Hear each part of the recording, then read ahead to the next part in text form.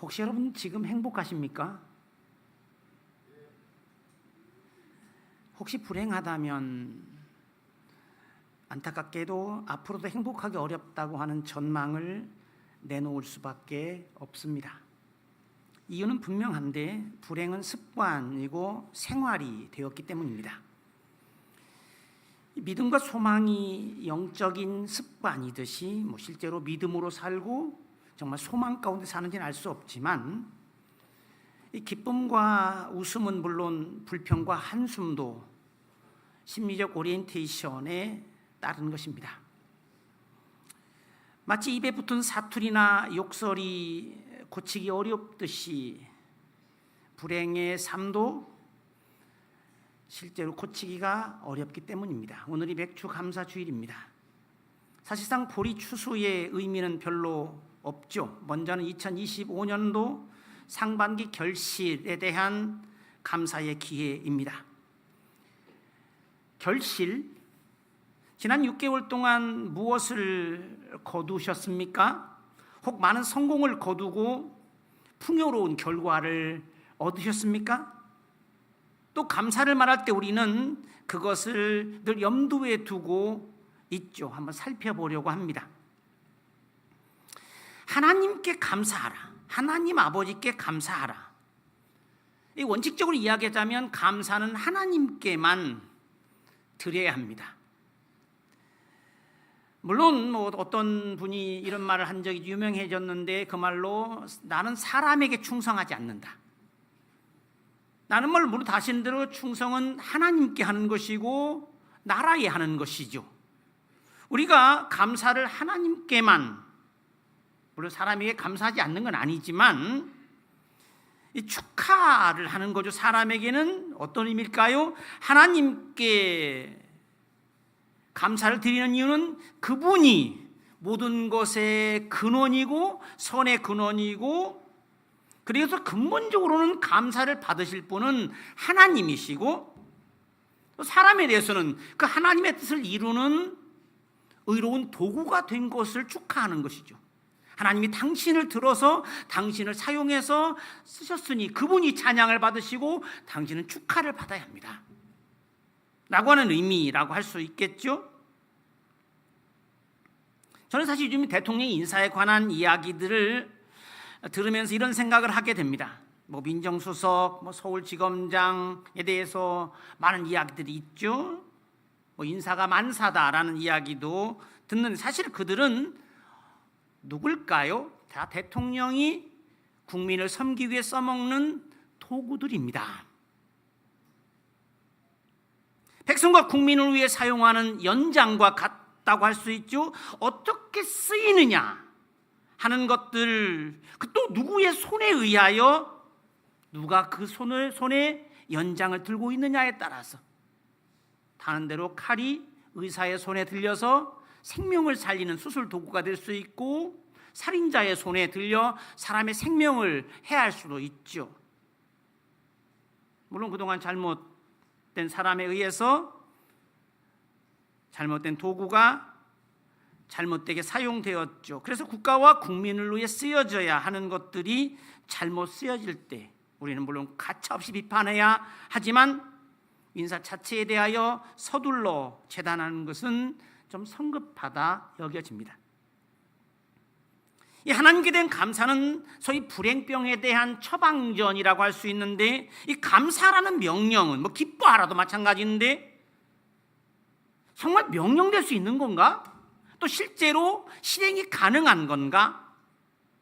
일이 잘 되면 당연히 기쁘고 그래서 감사하게 될 것이지만 뭔가 잘 안 풀릴 때 병이 들고 힘들고 그러면 감사 대신에 불평이 나오는 것은 당연한 게 아닌가? 어쨌든 감사라는 명령이 있으니 좀 감사하게 감사거리를 좀 이게 찾아본다고 하더라도 일상에서 그렇게 감사할 일이 많을까? 그럼 감사할 조건이 별로 없어 보이면 안 따를 건가? 따라야 되나? 이런 형태의 감사의 태도에 관한 이야기를 살펴보려고 합니다. 우리가 과연 그 환경과 조건에 반응하는 방식으로 살아갈 것인가? 우리가 믿음과 소망으로 산다는 말이 도대체 무엇일까? 뭔가 좋으면, 뭔가 나쁘면 그것에 따라 우리가 바뀔 것인가? 우리가 보통 감사를 말할 때는 늘 뒤를 돌아보죠. 과거 지향적입니다. 눈이 늘 뒤를 향합니다. 그리고 감사거리가 없나 찾아봅니다. 감사는 꼭 그것만일까? 감사라는 명령은 이 감사의 삶으로의 적극적인 전환을 위한 단초가 되죠. 눈이 뒤 뭐가 떨어져 있는 게 없나? 콩고물이 없나? 하나님 뭐 준 게 없나?를 찾는 자세. 사실은 이 감사라는 말은 운명을 바꾸는 키워드처럼 모든 걸 음지에서 양지로 바꾸는 변화의 키, 행운의 문의 열쇠고 감사의 삶으로 가도록 길을 만드는 그 첫걸음과 같고 작은 행운의 씨앗을 찾는 현미경과 같고 미래의 텃밭을 가꾸어가는 거기에 새 씨를 뿌리는 것과 같은데, 그래서 성령, 성세, 명령, 감사하라는 결국 태도와 자세의 변환을 요구합니다. 적극적인 태도, 새로운 오리엔테이션, 그런 삶으로 가는 문을 열어주는 것. 이 기시미 이치로와 고가 후미타게가 쓴 미움받을 용기는 오랫동안 베스트셀러였죠. 이 책은 그리스도교회가 말하는 소망의 원리를 이해하게 해주는 단초를 제공합니다. 책에는 이런 부제가 붙어 있는데, 자유롭고 행복한 삶을 위한 아들러의 가르침. 이 책은 오스트리아 심리학자인 알프레드 아들러를 다루고 있는데, 제대로 다루고 있는지 그의 이름을 빌려다 놓고 자기 하고 싶은 이야기를 하는지는 알 수 없지만, 적어도 그 책이 서술하고 있는 그의 심리학을 목적 지향적 또는 의지의 심리학이라고 부릅니다. 우리가 보통 프로이드 심리학을 웨디푸스 컴플렉스라는 말로 압축하죠. 사람의 어떤 병리 현상은 그 무의식에 깊이 자리하고 있는 과거의 트라우마와 어떤 경험이 빚어내는 부정적 현상이다. 옛날에 다 결정됐다 라고 하는 이야기입니다. 그런데 이 책에 진술되는 것을 우리가 심리학적인 용어를 가지고 말하자면, 불행한 사람은 불행하려는 의지가 있는 것이고 불행할 준비를 갖추고 있다라고 하는 것이죠. 불행을 의도하더라는 겁니다. 행복하고 싶다고 겉으로 하는 말과는 달리 정말 행복할 마음이 없더라는 겁니다.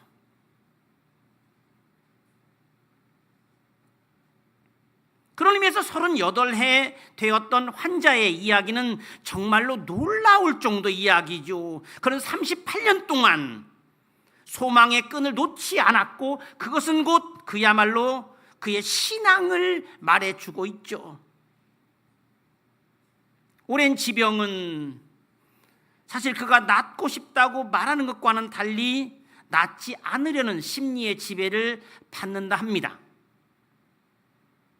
잠깐은 몰라도, 잠깐 아프면 불편하고 빨리 낫고 싶어 할지 몰라도, 오랫동안 병상에 있었던 사람은 병이 이미 생활이 되었고 익숙하고 편한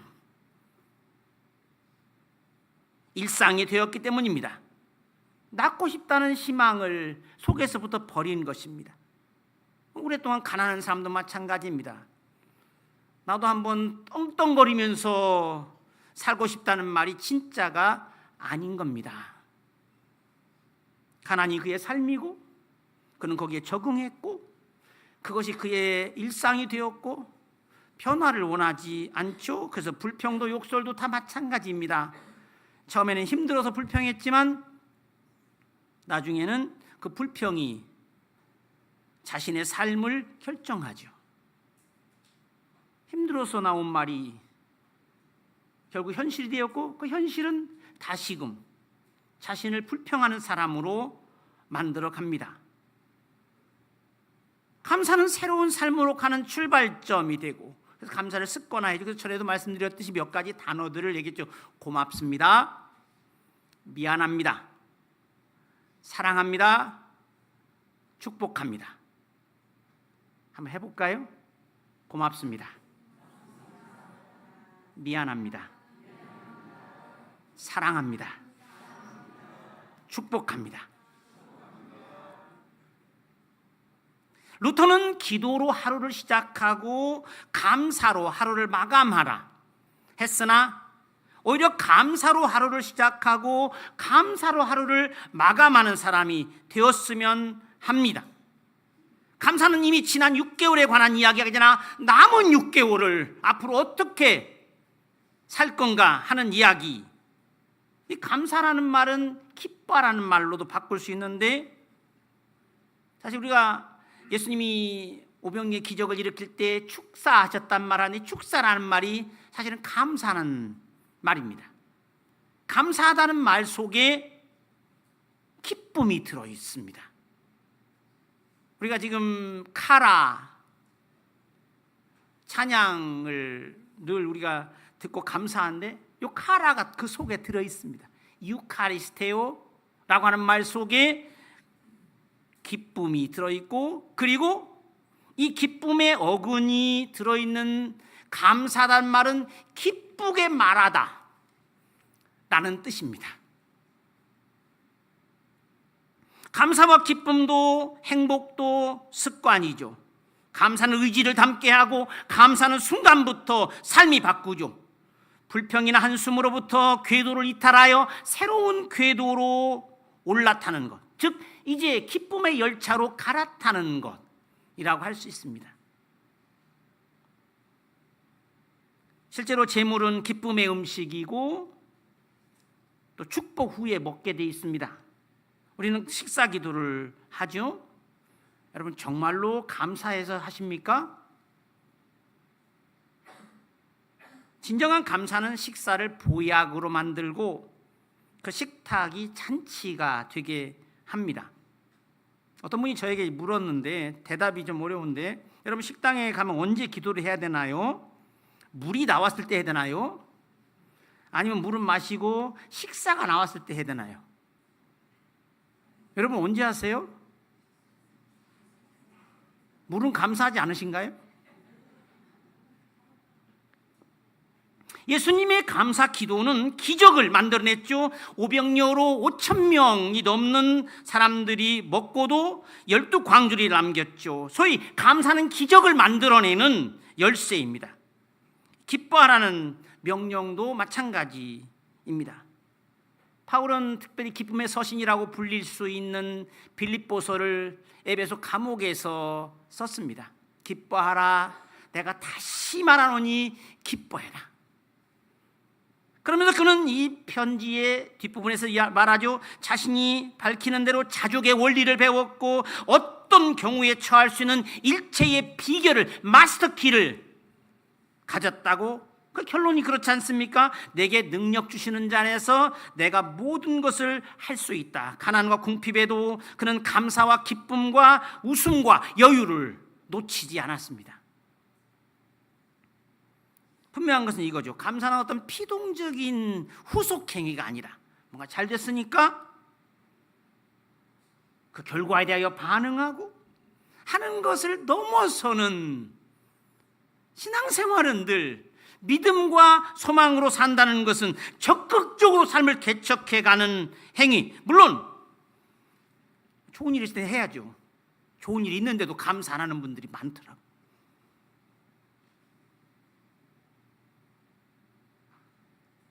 그런데 감사는 다시 말하지만 감사할 일이 있을 때 하는 분들도 참으로 대단한 것이지만, 그러나 감사하지 않는 사람은 감사한 삶을 살 마음이 없다, 그런 의지가 없다. 그의 미래에는 감사와 그에 따른 기쁨과 행복이 없을 것입니다. 감사하지 않겠다는 다짐을 하는 것과 다르지 않죠. 기뻐하라는 요구도 마찬가지로 미래를 내다보는 소망의 행위, 지금은 기쁘지 않은지 몰라도 내 삶을 기쁨으로 만들어가고 기쁨을 향해 가는, 지난 6달 동안 되돌아보며 자신에게 감사한 일을 찾지 못했다 하더라도 앞으로 평생 불평하며 살겠습니까?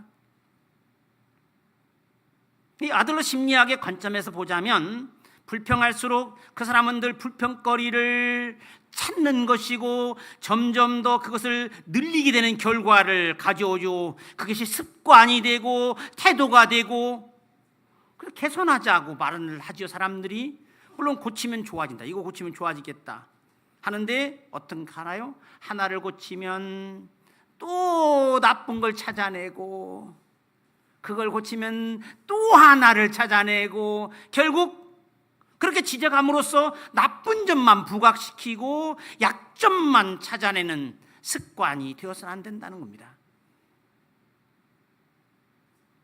마치 양파 껍질을 벗기듯이 불평은 미래의 씨앗이 되죠. 말이 태도의 동기가 되고 그런 삶으로 안내하죠. 그래서 무의식적이라 하더라도 자신이 내뱉는 언어가 결국 자신의 미래에 대한 예언이 된다는 것, 자신도 모르게 한 말이 결국 기도가 된다. 이 민수기 14장 28절은 이렇게 이야기를 합니다. 너희 말이 내 귀에 들린 대로 내가 너에게 행하리라. 불평한다고? 그래, 그러면 너희들의 불평대로 되게 해줄게. 하나님의 대답입니다. 하물며 진실한 어떤 고백적인 말, 하나님께 드리는 기도와 같은 그런 말은, 소위 말의 권세, 말의 능력은 결국 자신의 삶을 바꾸는 힘을 갖고 있죠. 요구되는 감사가 그거죠. 귀신조차 순종하는 권위 있는 새 교훈으로서 그 언어, 심지어 저 물결과 바람조차 순종하는 분의 말처럼, 이게 우리 기도자의 자세잖아요. 전에도 말씀드린 대로 기도 믿고 정말 기도하는 것은 받은 줄로 여기고, 그랬다면 반드시 이루어진다고 하는 이야기, 좁은 환란의 골짜기에 드넓은 풍요의 들판으로 가는 문을 여는 것이고, 척박한 미래의 땅에 기쁨의 씨앗을 뿌리는 것이 바로 감사입니다. 바울이 말하는 우리가 소망으로 구원을 받았으니 라고 말할 때 바로 그것, 감사는 아직 오지 않은 미래를 내다보고, 감사로 시작해서 인생을 바꾼 여자가 있습니다. 오프라 윈프리라고 들어보셨으리라고 생각합니다. 이 오프라 윈프리 쇼가 엄청나게 유명한 1954년생으로 사생아로 태어났습니다. 9살에 사촌 오빠로부터 성폭행을 당했고 14살 때 미숙아를 출생했고 20대 초반에 마약과 약물 중독자가 되었습니다. 그런데 지금은 그 이름의 브랜드 가치가 이미 2018년도에 보니까 1,500억 값어치가 있고, 당시 타임지가 선정한 세계에서 가장 영향력 있는 100인에 들어간입니다. 어떻게 되었을까요? 그녀가 쓴 책이 엄청나게 많은데 그 중에 내가 확실히 아는 것, What I Know for Sure라고 하는 이 책에서 말하고 있는 것으로, 그녀는 감사를 하면서, 즉 감사 일기를 쓰면서 그녀의 인생은 감사가 되는 삶이 되었다고. 그녀는 매일 5가지 감사의 내용을 기록하기 시작합니다. 하루 일기에 대해 예를 들면, 오늘도 거뜬하게 잠자리에 일어날 수 있어서 감사합니다.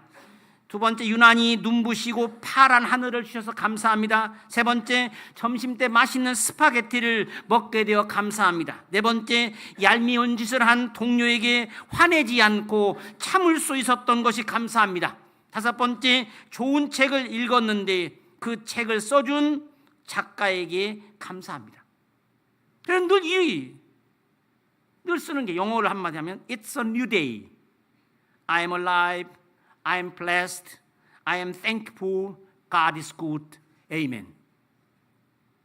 이것이 그녀가 늘 쓰던 그 나뭇잎의 흔들림도 감사 이유가 되었고, 보도블록을 걸으면서 그것을 깔아준 분들에 대해서도 감사의 마음이 생겼죠. 감사는 기쁨의 에너지를 퍼올리는 적극적인 행위이고 불행에 맞서는 행복의 싸움이었습니다.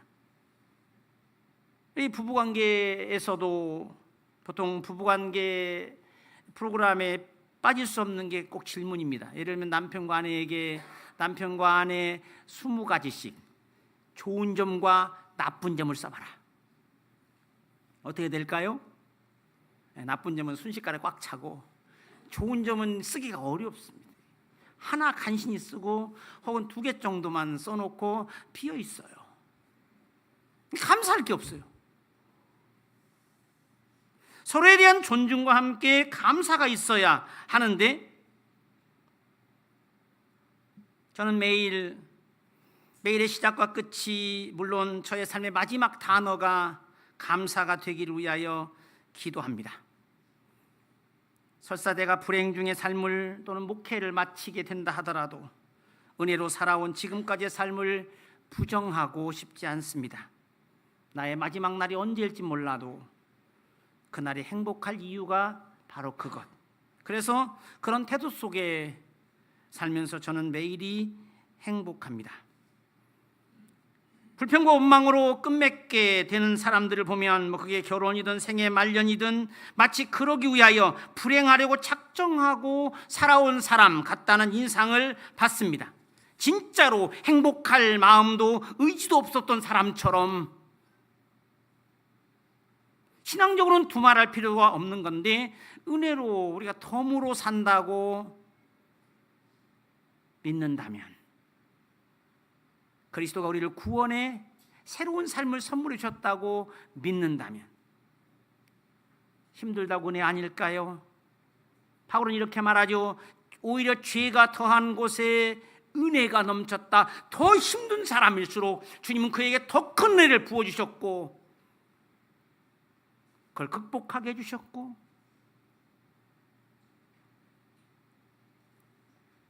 깊이 생각할수록 감사가 넘치죠. 다른 대로 원래 생각하다 think에서 thank 감사가 나온 것이고, 독일어도 마찬가지입니다. denken과 danken이 그렇고, 그래서 생각이 깊어질수록 감사가 많아지게 되고 모든 게 다 감사하고, 그리고 예를 들면 어원을 이야기하자면 사랑, 러브와 리브, alive 다 마찬가지, 라이프 마찬가지죠. 사실 사랑하는 게 삶인 것이고 사랑 없는 삶이라는 게 삶의 값어치가 있을까요? 이 찬양과 감사가 그것입니다. 원래 이 찬양, 감사라는 말의 히브리 어근은 유다입니다. 예후다. 그 의미는 찬양에 가깝죠. 그 감사 찬양이란 사실 원래 화려함의 의미를 갖고 있습니다. 우리가 꽃을 보면 소박한 꽃도 아름답지만 화려하듯이, 그래서 참 유대인은 감사하며 찬양하는 가운데 아름답게 만개한 꽃처럼 보면 아름다운, 다른 대로 웃는 얼굴이 아름답고 감사하는 사람의 삶이 행복하듯이 찬양은 신랑 신부의 기쁜 웃음소리와 비교될 수 있으리라고 생각합니다.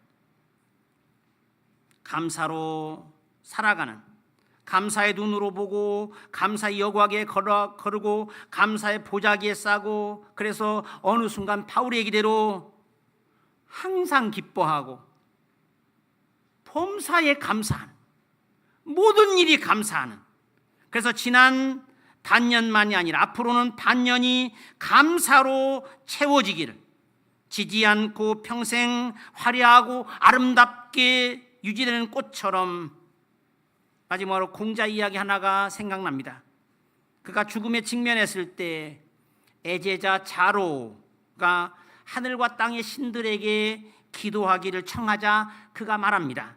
자로야, 나는 이미 하늘에 기도하면서 살아온 지가 오래되었다. 그것이 여러분의 말이기를. 나는 늘 감사하며 평생을 충분히 행복하게 살아왔다 라고 말할 수 있기를, 감사가 입에 배어 있어 그 말이 그렇듯이 그 고백적인 믿음과 소망의 말이 안내하는 감사의 삶을 살아가기를 주님의 이름으로 축원합니다. 하나님 아버지, 감사합니다. 우리가 주님의 이름을 부르며 주님께 감사를 드립니다. 주님의 이름은 찬양하지 않고는 부를 수 없는 참으로 존귀하신 이름임을 압니다. 그 찬송은 곧 우리의 기도요, 우리가 주님께 아뢰는 소원은 또한 주님의 능력을 드높이는 것임을 주께서도 아시나이다. 우리는 우리의 생명을 만들고 붙들고 지키시는 주님에게 우리의 온 마음을 다하여 감사합니다. 가깝게는 지난 반년을 그리고 지나온 평생을 지켜주신 것을 감사합니다. 앞으로의 반년도 그리고 앞으로 우리가 살아갈 시간 속에서도 우리를 돌보실 것을 믿고 소망 속에 감사를 드립니다. 주님께서 주신 행운의 시간이었던 지난 반년이 그러했듯이